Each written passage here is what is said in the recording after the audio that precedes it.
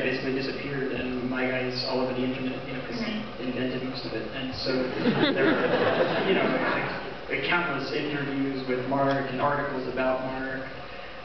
And I had like a month in New York before I had to go to California to start rehearsing, and I was able to meet some people who knew him, and I got some like, you know, kind of helpful and at the same time unhelpful tips, like, you know, he has a weak handshake or something, you know, stuff that like, you know, is then kind of fun for me to use in the movie, but not anywhere near as good as being able to meet the real person, which I really wanted to do and tried to, and was denied access.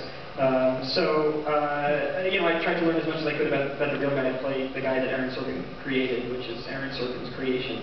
And it's not like a traditional biography movie or anything like that. And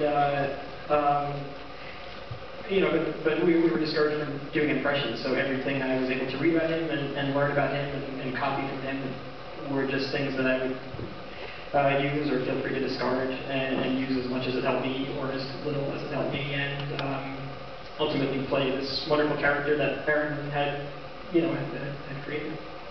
Eduardo, sorry, telling you guys your character's name. Must have been a good performance, right?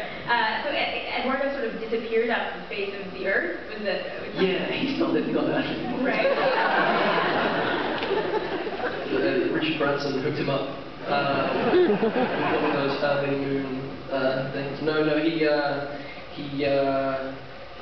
yeah, I think he. God, yeah, I think he vanished from being accessible from anything to do with the film and from anything to do with the book, because I think he had spoken to Ben Mesrick, who had written the book, and gave a lot of the information that Ben Mesrick was going on. This was before he had signed his non-disclosure agreement. This is what I gleaned. Tell me if I'm speaking out of, I don't know if this is okay. And of course, after he had a out-of-court settlement with Mark, he signed a non-disclosure agreement, and you know, just went, I don't know, somewhere nice probably, and you know, just locked himself in a room with his girlfriend or whatever, and celebrated. But you know, that's not fact. That's my imagined scenario.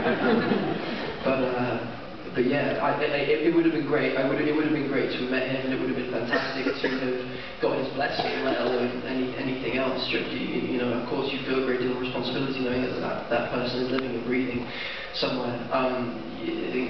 So of course, it would have been a great treat and due diligence to have met him and spent time with him and stolen every single mannerism that I could have, so that my job could have been easier. And, but of course, the flip side of that, the fact that I had no access meant that I could invent, and I wasn't tied down to any kind of like Jesse was. That Mark Zuckerberg is slightly more a public figure, but not really known at all. But there is information about him out there that you can easily access, as he said. And so Jesse has slightly more things to kind of pin stuff to, which I think was probably as restrictive as it was freeing.